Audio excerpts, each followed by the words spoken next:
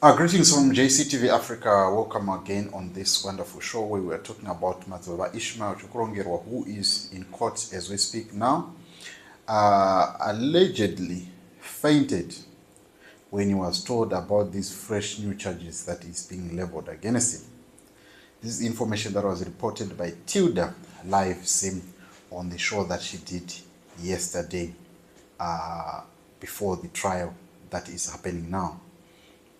And one of the reasons why Madzibaba Chokurongerwa fainted was the fact that he was about to pay his bail when these fresh charges were then put, and then he had to be taken back to court. These other 12 members that were part of the accused, they were released, but then he is now facing these fresh charges with 3 other. That includes the father of the lady called Hazel, who passed away at Lily Farm, who was exhumed, the father, and also the husband of the late Hazel was exhumed at this Lily Farm.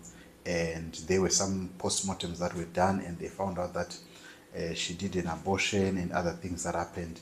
So these 2 are facing charges of having a hand in the death of this lady called Hazel.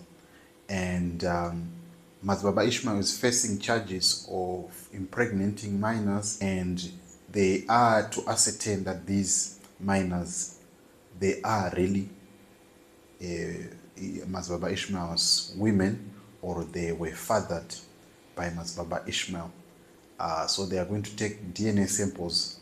And when these fresh charges were brought in, the lawyer said that the DNA samples needed to be taken in her presence, Ms. Chikangaise, and now she has to come again and defend Madzibaba Ishmael on this issue, which is going to go before trial.